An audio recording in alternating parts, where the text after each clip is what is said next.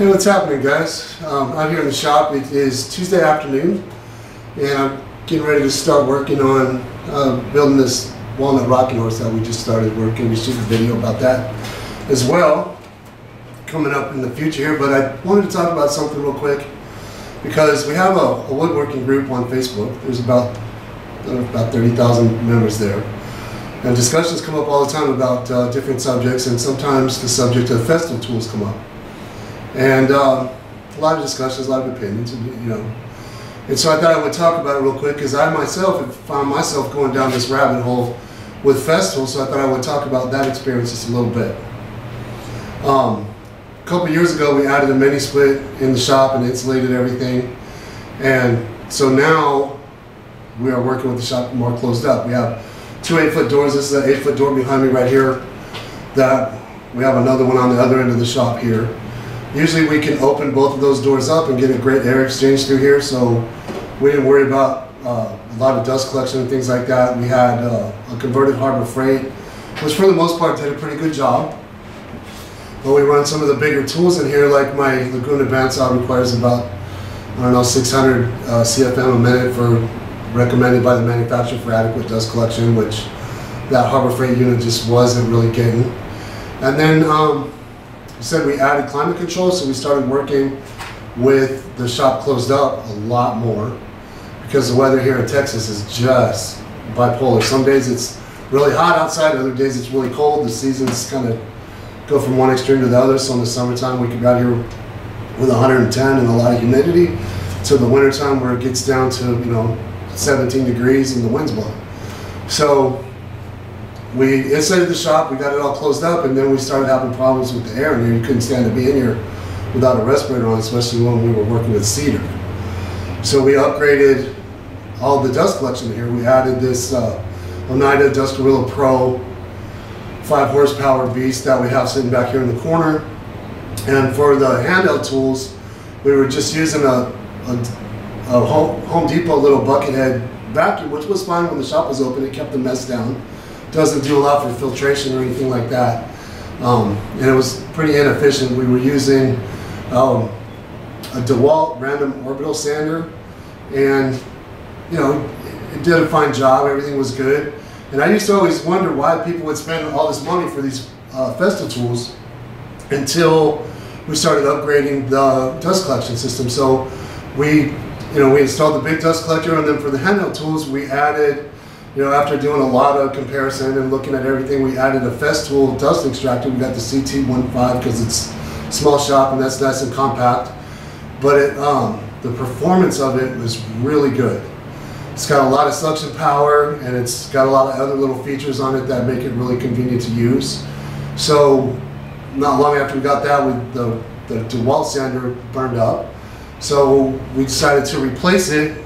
Since we're already using the DeWalt the Festool Dust Extractor, we decided to add the sander here. So we got this little, the 125 EQ with the 3mm stroke. So this is a nice little finish sander, and it was the cheapest one. So we got it. It was like 450 bucks when I bought it, and it's a good little sander. It performs well, but it just, for some of the bigger projects, like we just finished up a king-size headboard, and for some of the finishing stuff on that, I wanted something that could remove wood a little bit faster and had a bigger pad on it. So we went ahead and got the 150 with the 5mm stroke on it, and this sander right here feels just as good as this one, but it removes wood a lot faster. So those are the first two things we got. And then of course I do a lot of big panel glue-ups, like doing farm tables and stuff like that. Some of the panels we glue up are like 2 inches thick. So I use a lot of clamping coals to keep everything leveled out. And on occasion I would use things like briskets and stuff. I'm not a big fan. So things will go a lot better. And then with the efficiency of the dust collection and the fact that the vacuum hose and the power cord is all one unit there, you can see the cord management for storage is great, aside from all the other features that these Festool tools have. The dust collection and the cord management was one of the biggest things that attracted me to these.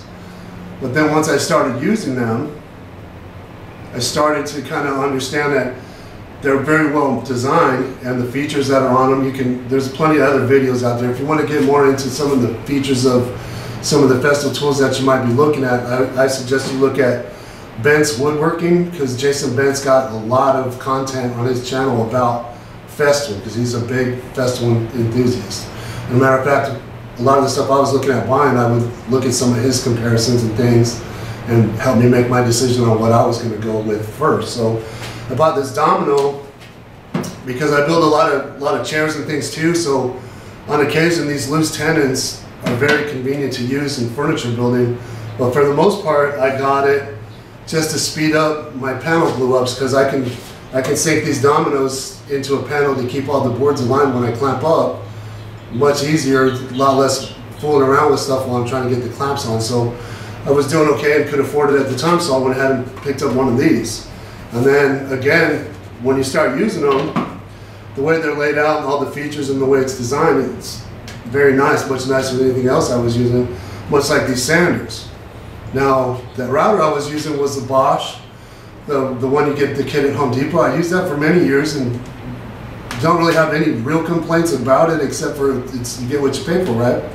So the problem with it is the dust collection on it. With the shop closed up, it's a big mess in here. And it just we have an air monitor in here, and after using the router indoors, the air quality would just go off the charts towards the bad side. So again, spending all the time in here wearing respirators I just don't like it. So I wanted something that was a little more efficient with the dust collection.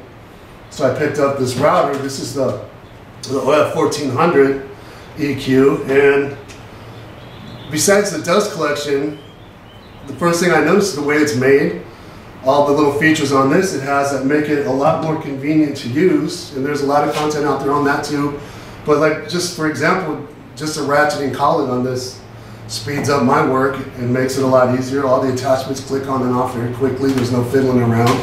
And it's a lot heavier duty than the Bosch router that I've been using for years. So that was a good choice for me too. And then, of course, trimming those same panels up and doing stuff like that, I was using a Bosch worm drive saw that didn't have any dust collection on it, so we'd use it outside. But then, like I said, on the days with the weather being bad and stuff, working outside we just got an air conditioner and stuff in here, so we want to be able to work inside. So working with the big thick panels, we went with this TS75 trap saw. And again, aside from the dust collection and all the features on that, all of these tools here, and then they all come with these sustainers here, which make storage, they stack, they don't take a lot of room up. All the accessories are contained in the case. Just the convenience of these and the quality that they're built at almost justifies the price. If you're just a hobbyist and you only work in your shop, once in a while, maybe it's not for you. But if somebody's really taking their woodworking serious or doing this for money, these tools right here, this little kit, has improved the efficiency in this shop 10 times. Just because of the way they're set up and how quick and easy it is to make changes, add attachments, set things up. It's very well thought out and very high quality tools. They're made of plastic, but they're heavy duty.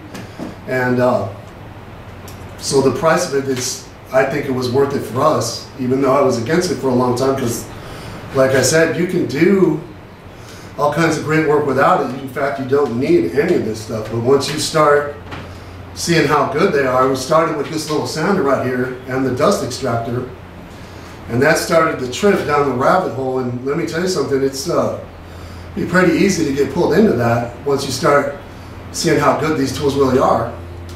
And for me, it's increased the efficiency and makes it a lot more pleasurable to work with them in this little shop here. So thought I would just talk about that real quick. If you were really kind of considering looking at these tools, it's worth it. You're going to pay a lot of money up front, but they're pretty good quality. And the Dust Extractor had a little problem with it. It was cutting out, and I sent it right back to them, and they went through it all and sent it back to me, no questions asked. So their customer service and their warranty program is really good. Quality of the tools is outstanding, and the way that they're laid out, they're very well thought out to make it easier to work with, so they increase our efficiency. So it's a real pleasure for me to use these tools. And the only other thing I might add here is that for some of the bigger panels, I want something that takes wood off a little easier, and I need something that will make it a little easier to shape wooden chair bottoms, the seats. So I'm going to be adding a Rotex 150 to this little collection here. And other than that, I think as far as me and the Festool tools, I pretty much have everything I need with this kit right here. I got, you know, these tracks, and I got the extender so I can go full sheets of plywood, and I can make cross cuts on tabletops and all that stuff. And the router works with the tracks too. All the tools plug right into the Dust Extractor hose, and the power cord is attached to the Dust Extractor hose. So when I want to change tools, I just unplug one and plug the next one in, and I'm on to the next process. Same with all of these tools. So it was worth it for me. And I'm going to add one more, and I think I'm pretty much done with it. But it started out with, I was just going to get the sander, and that's all I was going to do. Once I started using the brand, I kind of got hooked on it, and that's how I ended up going down that rabbit hole. And that's what got this little kit right here today. So thought I would just share that because it's a discussion quite a bit, and there's a lot of, you know, opinions and comments and stuff. So I thought I would share my thoughts on it with you guys and just kind of let you know where I was with it. So if you're considering any of these, check out Jason Bent's Woodworking channel. He's got a lot of information on Festool tools. He does comparisons on just about everything they have. As a matter of fact, I think they probably even made him a Festool rep recently. So take a look, and don't let the price scare you away, because they are pretty good quality. I mean, they're probably a little more because they come from overseas, but the quality is still there, and I think you'll be pretty happy, and I don't think you're going to be replacing them very often.